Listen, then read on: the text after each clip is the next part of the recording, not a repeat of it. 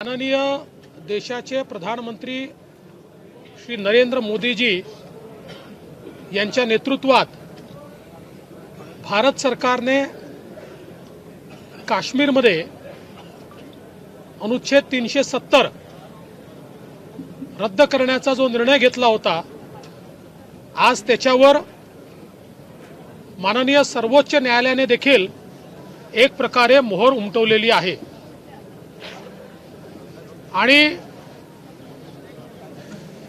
ज्या प्रकारे सर्वोच्च न्यायालयाने आज निकाल दिलेला आहे, मी असं म्हणेन की आज भारताचा विजय झालेला आहे, जम्मू काश्मीरच्या लोकांचा विजय झालेला आहे। आणि खऱ्या अर्थानं ज्या 370 मुळे जम्मू काश्मीर हे विकासाचा आगार व्हायच्या ऐवजी दहशतवाद्यांचा आगार झालं होतं, आज खऱ्या अर्थानं 370 रद्द केल्यानंतर दहशतवादही कमी झाला, विकासही मोठ्या प्रमाणात वाढला आणि आता तर 370 पुन्हा येण्याची शक्यता पूर्णपणे सर्वोच्च न्यायालयाने संपवल्यामुळे एक नवीन पहाट ही आता जम्मू काश्मीरमध्ये झाली आहे असं जर आपण म्हटलं तर ते वावगं ठरणार नाही। यातनं जम्मू काश्मीरच्या विकासाचा मार्ग मोकळा झाला आणि एक संघ भारत एक संघ होताच, पण कोणाच्या मनामध्ये जर यत्किंचित शंका असेल तर ती शंकाही आज संपलेली आहे आणि एक संघ भारत हा आजच्या निर्णयाने प्रस्थापित झाला आहे। म्हणून मी माननीय सर्वोच्च न्यायालय से देखिल आभार मानतो।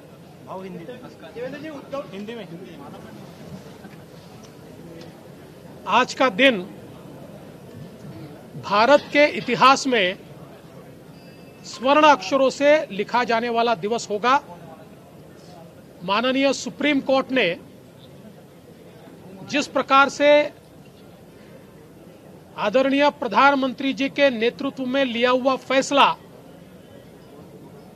370 को हटाने का इसको वैध ठहराया है, मैं ऐसा मानता हूं कि इसके कारण जम्मू कश्मीर के लोगों के लिए एक नई शुरुआत, एक नई सुबह हुई है। वैसे भी जिस समय प्रधानमंत्री जी के नेतृत्व में भारत की संसद ने इसको हटाने का निर्णय लिया, उसके बाद हमने ये देखा लगातार आतंकवादी घटनाएं कम होती गई, विकास बढ़ता गया और जिस प्रकार से टूरिज्म के माध्यम से वहां के लोगों को रोजगार उपलब्ध हुआ, वो भी देखने लायक है।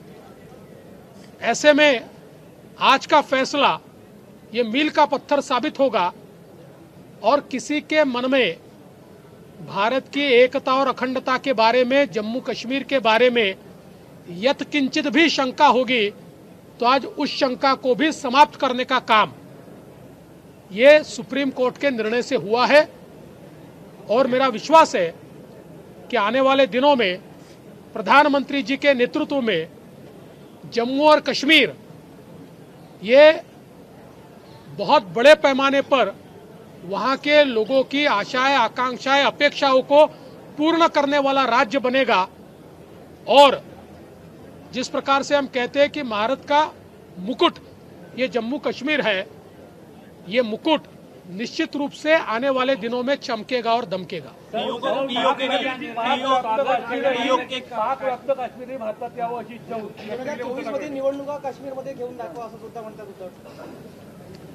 पहिली गोष्ट तर अशी आहे की पाक व्यक्त काश्मीर हे भारतामध्ये आलं पाहिजे ही प्रत्येक भारतीयाची इच्छा आहे। आणि मला विश्वास आहे, आम्ही तर अखंड भारतावर विश्वास ठेवणारे लोक आहोत, त्याच्यामुळे जे असंभव वाटत होतं त्या गोष्टी मोदीजींनी संभव केलेल्या आहेत। म्हणून मला असं वाटतं की आपण येत्या काळाची वाट बघितली पाहिजे। सर, उद्धव ठाकरे असं देखील म्हणाले, जे काश्मीर सोडून पंडित गेलेले आहेत त्यांना परत आणण्याची गॅरंटी पंतप्रधान नरेंद्र मोदी घेतील का? पहिल्यांदा तर इतके वर्ष हिंदू हृदय सम्राट शिवसेना प्रमुख बाळासाहेब ठाकरे यांनी 370 कलम हटवलं पाहिजे अशी मागणी केली आणि त्यांची मागणी पूर्ण करण्याचं काम हे माननीय मोदीजींनी केलं। पण ज्यावेळी माननीय मोदीजी हे काम करत होते त्यावेळी शिवसेना म्हणजे उद्धव ठाकरेंची सेना, उद्धव ठाकरेंच्या सेनेची भूमिका ही राज्यसभेमध्ये वेगळी, लोकसभेमध्ये वेगळी, इकडेही तिकडेही तबलाही डग्गाही अशा प्रकारची राहिलेली आहे। त्याच्यामुळे त्यांना या संदर्भात बोलण्याचा अधिकारच नाही आहे।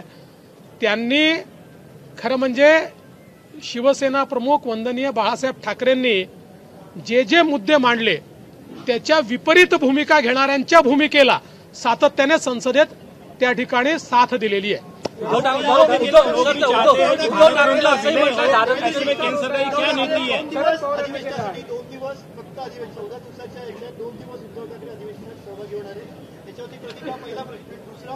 जो न्याय नवाब मलिकांना तुम्ही पत्रातून लावला तोच न्याय इतर लोकांना लावणार का, असा प्रश्न तरी तुम्हाला विचारतो। पहिल्या प्रश्नाचं उत्तर असं आहे की किती आनंदाची गोष्ट आहे, उद्धवजी आले, अधिवेशनात आले। आता ते किती दिवस आले याचा हिशोब तुम्ही लावा, पण आले हे काय कमी आहे? प्रत्यक्ष येऊन बसले काय कमी आहे? त्यामुळे आता मी त्याच्यावर फार बोलणार नाही। जो न्याय नवाब मलिकांना आहे, नवाब मलिकांसारखा आरोप, त्यांच्यासारखी जेल, त्यांच्यासारखी परिस्थिती ही इतर कोणाची असेल तरी त्याच्यावर तोच न्याय लागला पाहिजे हे आम्ही सांगू। पीओके के लोग भी चाहते हैं कि उनका विलय भारत में हो, ऐसे में केंद्र सरकार की क्या नीति है? पीओके के लोग भी चाहते हैं कि उनका विलय भारत में हो, ऐसे में केंद्र सरकार की क्या नीति है?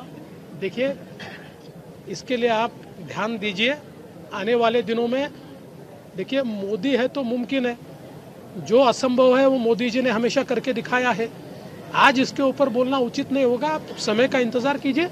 एक पुन्हा प्रश्न आहे, उद्धव ठाकरे असं म्हणाले की धारावीचा विकास झाला पाहिजे, पण मोदीच्या मित्राचा विकास झाला नाही पाहिजे, टीटीआर बँक सरकारकडे असावी, अदानीकडे नव्हे, उद्धव ठाकरे असे म्हणाले।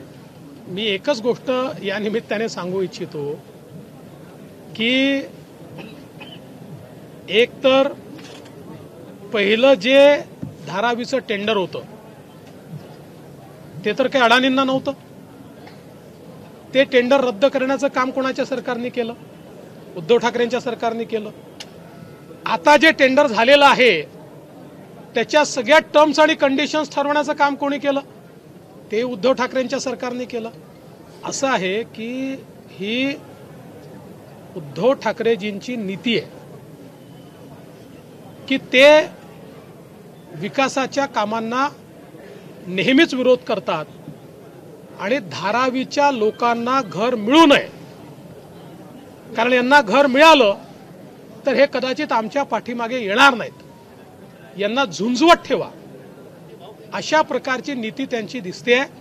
त्या नीतीच्या अंतर्गतच त्यांचं काम चाललेलं आहे। तुम्ही बघा, आता त्यांनी पहिल्यांदा जी काही रिफायनरी होती त्या रिफायनरीला विरोध केला, मग त्यांनीच पत्र पाठवलं त्यांच्या सरकारमध्ये की रिफायनरी इकडे नका इकडे करा, मग तिकडे रिफायनरी करायला घेतली तर स्वतःच तिथे विरोध करण्याकरता गेले।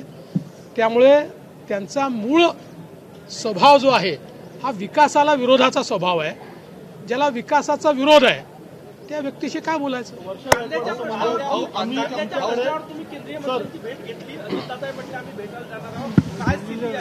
असं आहे की माननीय केंद्रीय मंत्री पीयूष गोयल यांची मी भेट घेतली।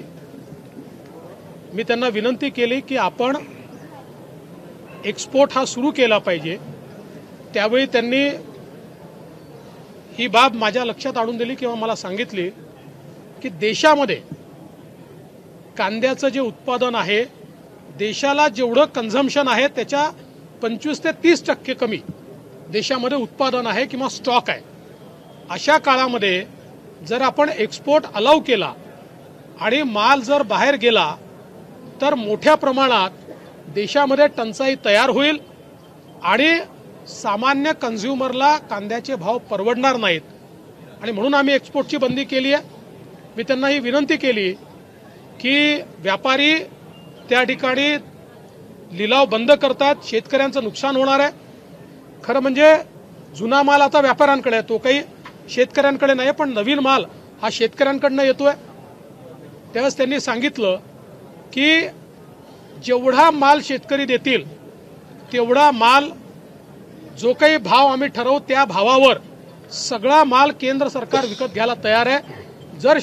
जर व्यापारी लिलाव करणार नसतील तर सगळा माल हा आम्ही केंद्र सरकारच्या वतीनं त्या ठिकाणी खरेदी करू. कुठेही आम्ही शेतकऱ्याला अडचणीत येऊ देणार नाही.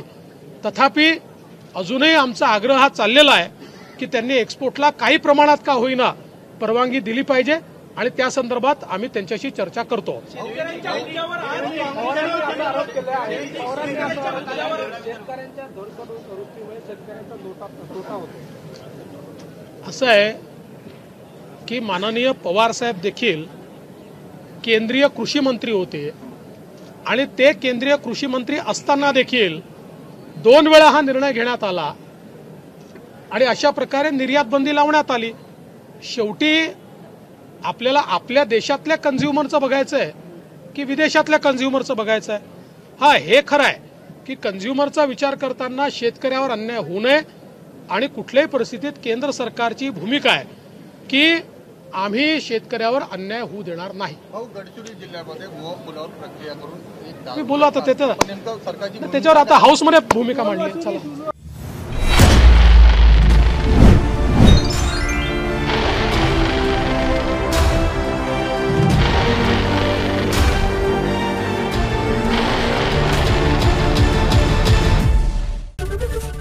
एबीपी माझा, उघडा डोळे बघा नीट.